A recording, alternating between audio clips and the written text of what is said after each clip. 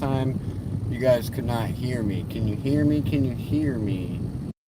Can you hear me? Can you hear me?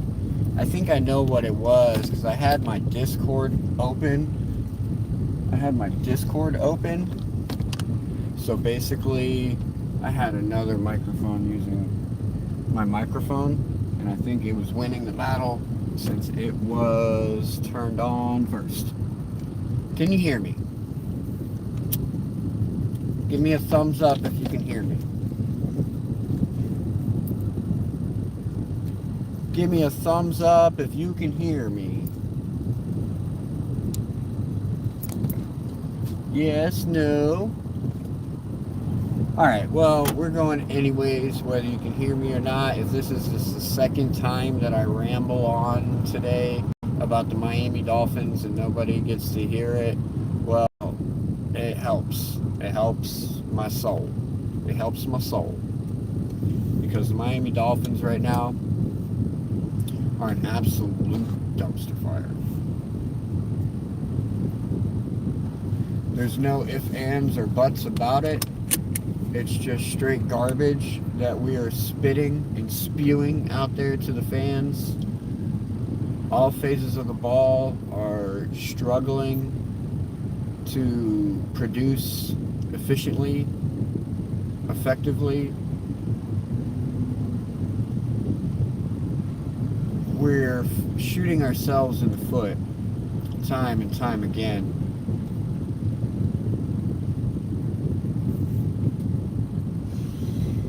With the inability to take advantage of moments in the game where it's a pivotal play. Either side of the ball.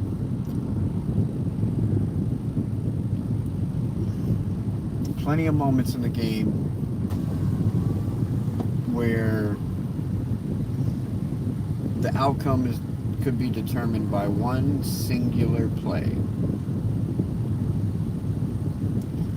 And our team constantly fails to execute on those particular plays.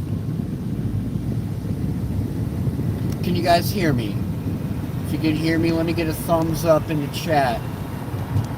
The last one, I guess my microphone was not connected, so I was basically just talking for nothing. But it helps us Dolphin fans, right? It helps us when we talk through things.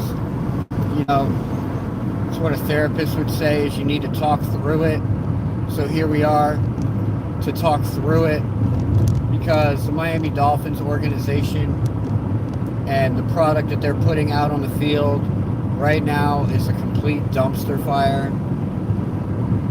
I don't see anything changing right now. Can you guys hear me?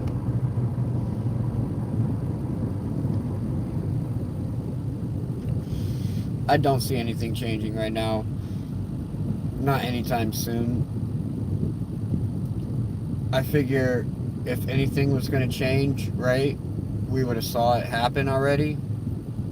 We would have saw it happen this morning.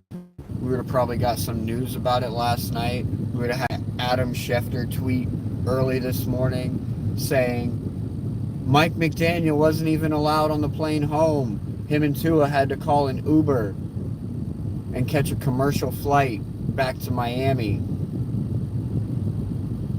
We wake up this morning, Mike McDaniel got his house listed on Zillow. No, it wasn't like that. It wasn't like that at all.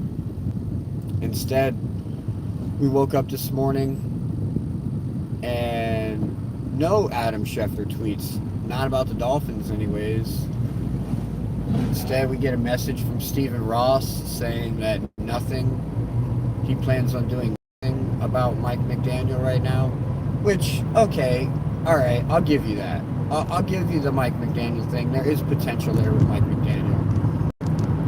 But if that's the case and you want to go with Mike McDaniel, see, there's a couple different roads the Miami Dolphins can take right now and should take. And keeping Mike McDaniel is one of those roads.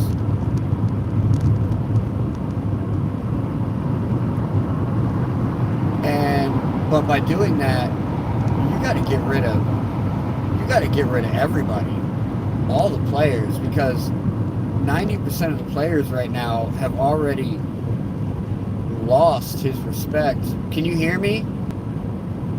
Can you hear me? Make sure you smash that like and subscribe. I don't know if my microphone is working this time or not.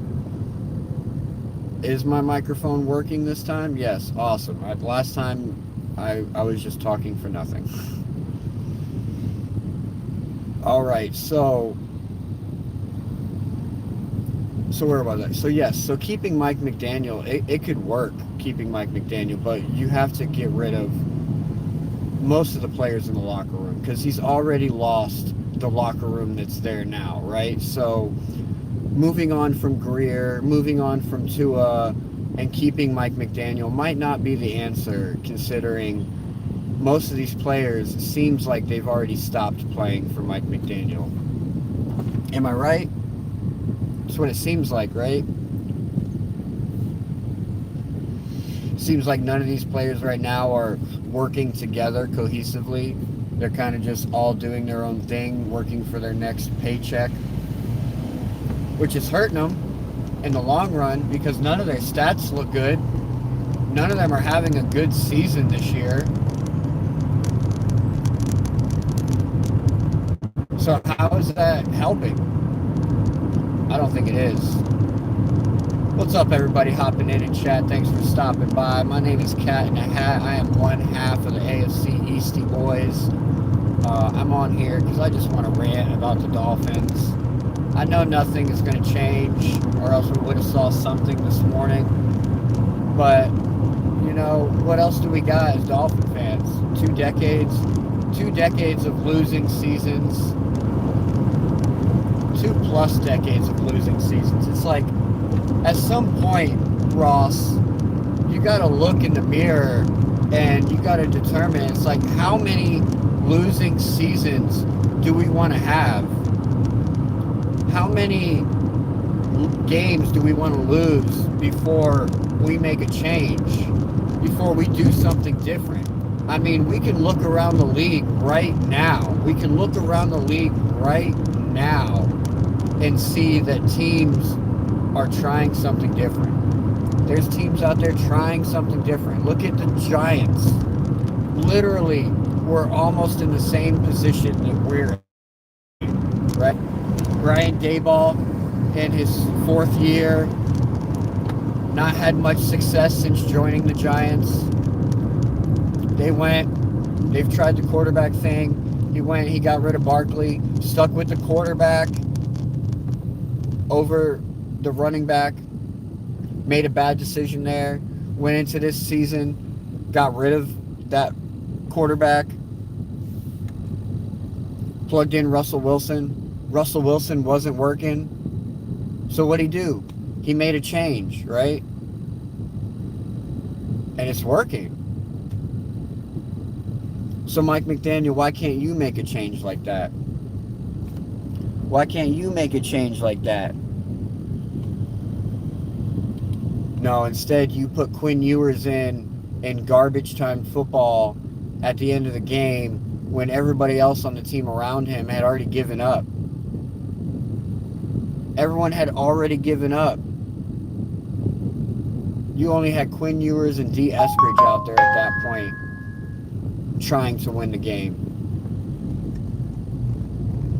when everyone else around him had given up. So you're throwing this man into the fire. To whereas you probably could have put him in there at the beginning of the second half, and that game probably could have turned out a little bit better, because, I mean, the little bit of time that you did give him and the fact that the rest of the team had already quit around him, he didn't look bad. Yeah, he took a couple sacks, but like I said, the offensive line had already given up.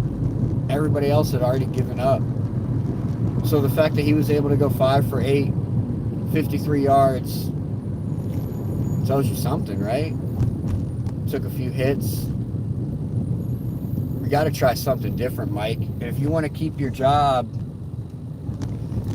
and you want to keep moving on next year as the coach of the Miami Dolphins, we got to see you be able to make adjustments like this. A simple quarterback adjustment could be all it is. It could be a simple quarterback change. Could change the whole trajectory of the Miami Dolphins right now. But Mike McDaniel, he's too scared to make the change. I don't know if it's because he still believes in Tua. I don't know if it's an ego thing, trying to prove that he can make Tua something that he's not. But now's your chance to show us that you can do something with a different quarterback. We can move on with Mike McDaniel. It can happen. Like I said, a lot of the players that we have now, though, are probably going to have to go because they've already lost the respect of Mike McDaniel. So you're going to have to go ahead and get rid of a few of these players that we got. I think Waddle would be one of those players that would have to go. I think A-Chain has showed some kind of urgency to not... A-Chain's hard to read. He's really hard to read. I can't tell if he's like behind Mike McDaniel or not, but he's one that I'm on the fence with. But a lot of these players would have to go. Some of the new players could stay. And then Mike McDaniel would have to become a hard ass, man. He'd have to learn how to grow. He'd have to grow a pair of cojones, man, and be able to hold these players accountable. Can he do that? Is he the type of guy to do that? I don't know. Personally, I don't think so. But when you're winning, it could work. But he's not winning. But he could be winning. And it could be as simple as switching out the quarterback. It could be that simple, ladies and gentlemen. It could be that simple. Switching out the quarterback. But he hasn't done that yet. So we sit here banging our heads against the wall, literally hoping that something is going to change, something is going to be different. Oh, this next game, Tua is going to go out there and he's going to do better. No, he's not going to do better. He's continuously getting worse. And he's not the only quarterback that has gotten worse in this organization. And this is why I think, and this is where I'm heading, to why I think we need to get rid of everybody in the main office of the organization. From Greer, and 90% of our coaching staff needs to go. Because if you ask me, it's coaching is the problem. Coaching is the problem. A lot of these guys we've had in our system for a very long time, and we've watched players regress for a very long time. And I'll start with the people that didn't start in-house. Let's start with the people that came from out of house and came into our system as superstars and then became just average players while they were in our system. Let's take Tyreek Hill, for instance. Is he the same player he was when he left Kansas City? He's not. He's not the same player he was when he left Kansas City. What about Jalen Ramsey? Was he the same player in this organization that he was when he came into this organization? How many good players have come into the Miami Dolphins and only been okay players? That's an organizational thing. That's a coaching problem. Players that we've brought in who started off hot. Tua is a good example. He started off with potential. He wasn't the worst option. Definitely wasn't as bad as he is now.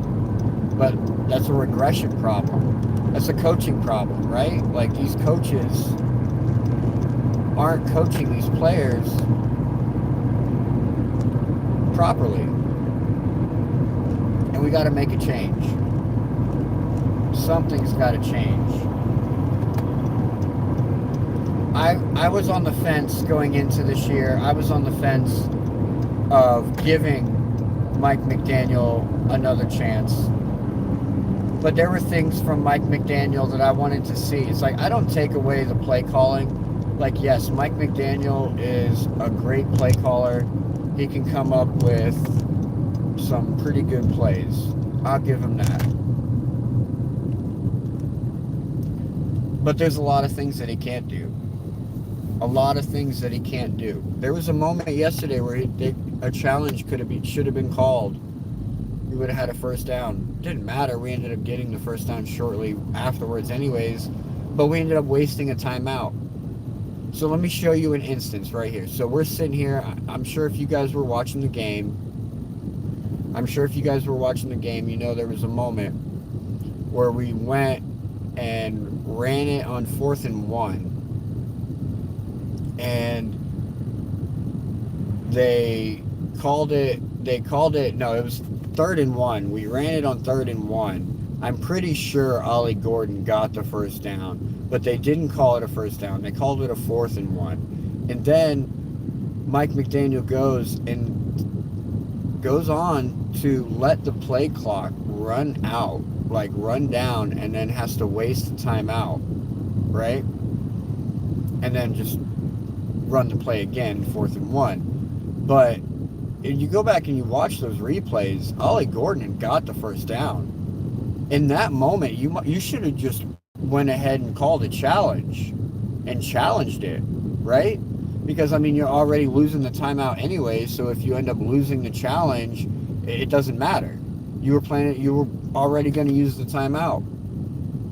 So you could have used a challenge in that moment, challenged the play. They would have overturned it, would have gave you the first down. You would have kept that timeout in your pocket.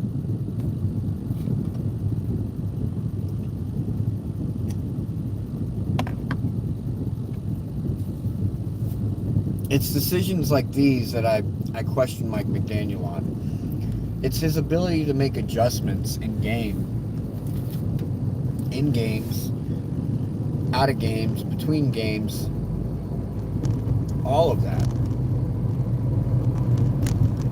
There's been plenty of times where Mike McDaniel knew that he was going to be down Tua. He's going to be going in with a starting quarterback for more than a week. Alright, my starting quarterback's not going to be playing for the next 4 weeks. Alright, so let's implement an offense. Let's implement an offense that works for the quarterback that's going to be starting. Yeah, you only have 1 week to prepare for it. Sure, that first week might not look so pretty. It might be a loss. But there's no reason that the next weeks afterwards can't be wins because the offense is working more efficiently because you adjusted the offense to fit the quarterback that's playing and you're not crippled by the quarterback that was playing.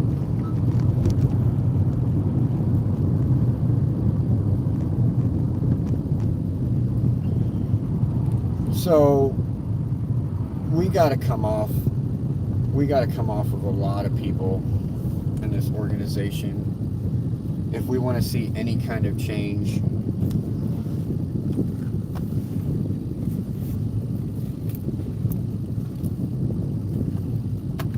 Greer's got to go. Mike's got to go. And Tua's got to go for sure. Go ahead and head over to the AFC Eastie Boys. Hit that like and subscribe over there. Join our Discord. Donate to the Dolphins Cancer Challenge because that's the only thing that the Dolphins are doing right now is challenging cancer and raising money for cancer research. So head over to the AFC Eastie Boys YouTube page. Find those links. Hit that subscribe button while you're over there and show some love. Cat and hat. I'm not supposed to be working today, but of course, if I show up to my job, my boss finds work for me to do. So I'll be back shortly with more Dolphin talk. Peace out.